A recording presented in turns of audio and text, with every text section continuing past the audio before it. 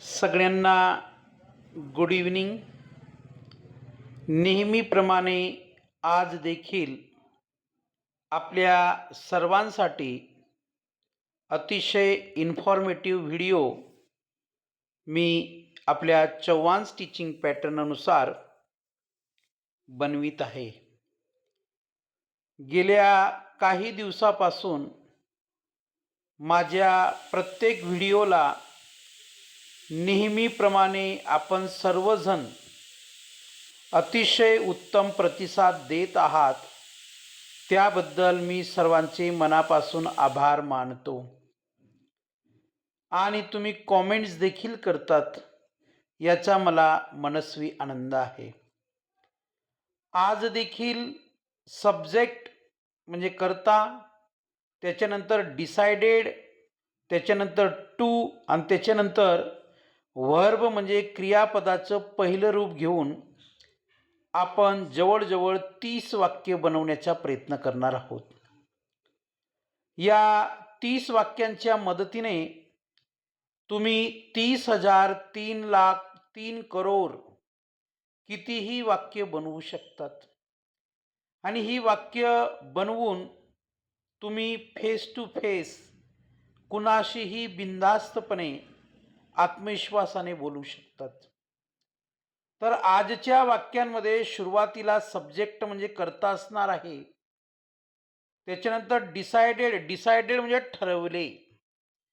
Decided म्हणजे ठरविले, म्हणजे तो निर्णय घेतला, म्हणजे भूतकाळात तो निर्णय घेतला होता की मला काय करायचं आहे. त्याच्यानंतर टू हे प्रिपोजिशन म्हणजे शब्दयोगी अव्यय घ्यायचं आहे. आणि त्याच्यानंतर व्हर्ब म्हणजे व्हर्बचं पहिलं रूप घ्यायचं आहे. या पॅटर्ननुसार तुम्ही निश्चितच अनेक वाक्य बनवणार असा मला अंतर्मनातून आत्मविश्वास आहे. फक्त यू मस्ट बी टॉकेटिव्ह, तुम्ही बोलके झाले पाहिजेत, तुम्हाला बोलता यायला पाहिजे, अशी माझी मनस्वी इच्छा आहे बघा. तर चला मग जास्त वेळ न दवडता आपण subject plus decided plus two plus verb, नेमका हा पॅटर्न काय आहे, याचा अर्थ काय आहे, ऑलरेडी आय हॅव एक्सप्लेन, मी आपल्याला त्याचं स्पष्टीकरण दिलेलं आहे. बघूया वाक्य आपल्या पॅटर्ननुसार आहेत की नाही आणि त्या सर्व वाक्यांचा मराठीत नेमका काय अर्थ निघतो किंवा मिळतो. That's all. पहिलं वाक्य आहे, आपल्याला जर स्वतःबद्दल बोलायचं असेल, म्हणजे समजा मला माझ्याबद्दल बोलायचं असेल, तुम्हाला तुमच्याबद्दल बोलायचं असेल, तर आपल्याला जर स्वतःबद्दल बोलायचे असेल तर वाक्य कशी बोलली पाहिजेत. I decided to go. I decided to go, मी जाण्याचे ठरवले. तुम्ही असं म्हणू शकतात, I decided to dance, I decided to speak, I decided to write, I decided to go, I decided to come, I decided to sit, I decided to sleep. बघा, एका वाक्यापासून मी जवळजवळ 8 ते 10 प्रकारची वाक्य आपल्याला बनवून दाखवली. मग जर मी बनवू शकतो तर even you can also make such sentences, तुम्ही सुद्धा ते वाक्य बनवू शकतात. दुसरं वाक्य आहे, आय डिसाइडेड टू ईट, मी खाण्याचे ठरवले. सुरुवातीला सब्जेक्ट म्हणून आय आहे, त्याच्यानंतर डिसाइडेड आहे, त्याच्यानंतर टू आहे आणि क्रियापदाचं पहिलं रूप ईट आहे आणि पहिल्या वाक्यामध्ये गो आहे बघा. आय डिसाइडेड टू रन, मी धावण्याचे ठरवले. आय डिसाइडेड टू स्टे, मी थांबण्याचे ठरवले. आय डिसाइडेड टू हेल्प, मी मदत करण्याचे ठरवले. आय डिसाइडेड टू वेट, मी वाट पाहण्याचे ठरवले. आय डिसाइडेड टू प्ले, मी खेळण्याचे ठरवले.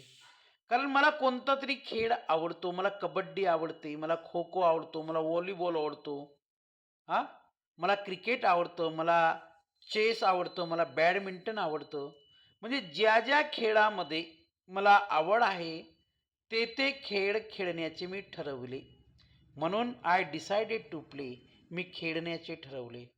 बघा, अतिशय सुंदर. पहिल्या याच्यामध्ये आपण जवळजवळ एकूण 7 प्रकारची वाक्य, 7 प्रकारची वाक्य अभ्यासण्याचा प्रयत्न केलेला आहे. आणि त्या प्रत्येक वाक्यातून आपल्याला काही ना काही शिकायला मिळणार आहे. तर so I requested to all the students and parents, please you have to use these sentences in your day to day life. Step by step you have to learn these sentences, and even you can also teach same sentences to others. इतरांना सुद्धा ही वाक्य तुम्ही शिकवू शकतात. That's all. पुन्हा आपल्याला जास्तीचा सराव करता यावा त्यासाठी माझ्याकडे काही वाक्य आहेत. अतिशय सुंदर वाक्य आहेत बघा. आपल्याला जर एखाद्या मुलाबद्दल बोलायचं असेल किंवा पुरुषाबद्दल बोलायचं असेल आणि वाक्याचा पॅटर्न हाच असेल तर वाक्य कशी बोलली गेली पाहिजेत. ही डिसाइडेड टू वॉक, त्याने चालण्याचे ठरवले. मग त्याने चालण्याचे का ठरवले? तो जर चालत असेल तर एकंदरीत त्याचा व्यायाम होत असेल, म्हणजे एक्सरसाइज होत असेल. चालण्यामुळे त्याचे बरेच शारीरिक व्याधी असतील, त्रास असतील, ते कमी होत असतील. म्हणून त्याने ठरवलं, ही डिसाइडेड टू वॉक, त्याने चालण्याचे ठरवले. ही डिसाइडेड टू सिंग, त्याने गाण्याचे ठरवले, कारण त्याला गायला आवडतं. बघा, everybody has a different art, everybody has a different skill, everybody has a different knowledge, आणि everybody has a different talent. प्रत्येकाकडे कला, कौशल्य, ज्ञान, माहिती हे वेगवेगळं असू शकतं. म्हणून त्याला आपण योग्य ती संधी दिली पाहिजे. म्हणजे we have to provide a proper opportunity for that.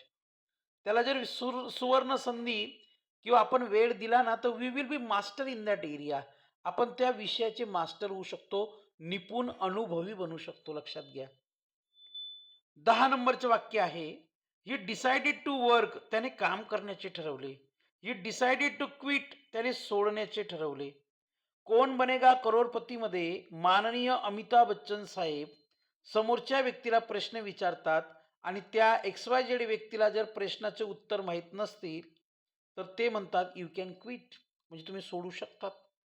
He decided to cook, त्याने स्वयंपाक करण्याचे ठरवले. ही डिसाइडेड टू रीड, त्याने वाचण्याचे ठरवले. बघा, आपल्या शरीराच्या विकासासाठी, अंडरलाईन माय सेंटेन्स, आपल्या शरीराच्या विकासासाठी जसं खाद्याची किंवा योग्य अन्नाची, जेवणाची, पोषणाची आवश्यकता असते, त्याचप्रमाणे आपल्या बुद्धीचा विकास होण्यासाठी वाचण्याची आवश्यकता असते, म्हणजे रीडिंगची आवश्यकता असते. म्हणून ही डिसाइडेड टू रीड, त्याने वाचण्याचे ठरवले. ही डिसाइडेड टू रेस्ट, त्याने आराम करण्याचे ठरवले. पुन्हा आपल्याला जास्तीचा सराव करता यावा त्यासाठी माझ्याकडे काही वाक्य आहेत. त्या वाक्यांचा अभ्यास आपण करूया. खूप सुंदर व्हिडिओ आहे.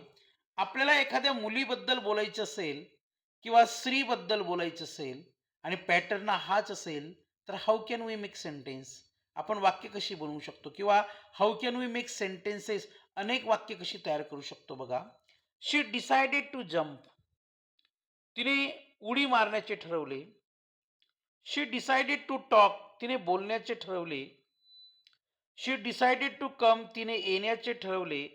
शी डिसाइडेड टू जॉईन, तिने सामील होण्याचे ठरवले. शी डिसाइडेड टू शॉप, तिने खरेदी करण्याचे ठरवले. शी डिसाइडेड टू ड्रॉ, तिने चित्र काढण्याचे ठरवले. शी डिसाइडेड टू कॉल, तिने फोन करण्याचे ठरवले.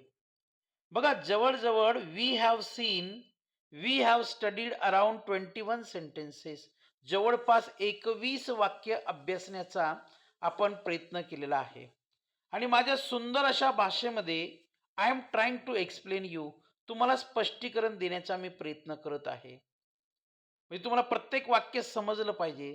ते वाक्य मी सांगत आहे त्या पॅटर्ननुसार आहे की नाही याची चाच पडताळणी आपल्याला करता यायला पाहिजे. Right.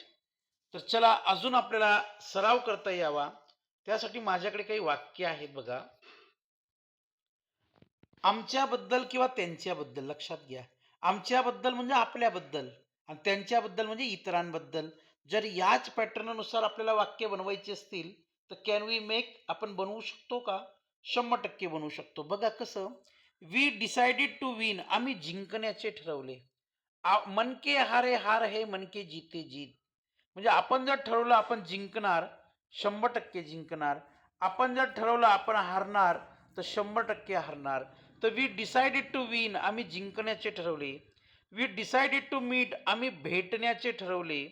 We decided to move, आम्ही हलण्याचे ठरवले, म्हणजे तिथून निघण्याचे ठरवले. वी डिसाइडेड टू पे, आम्ही पैसे भरण्याचे ठरवले. दे डिसाइडेड टू आस्क, त्यांनी विचारण्याचे ठरवले.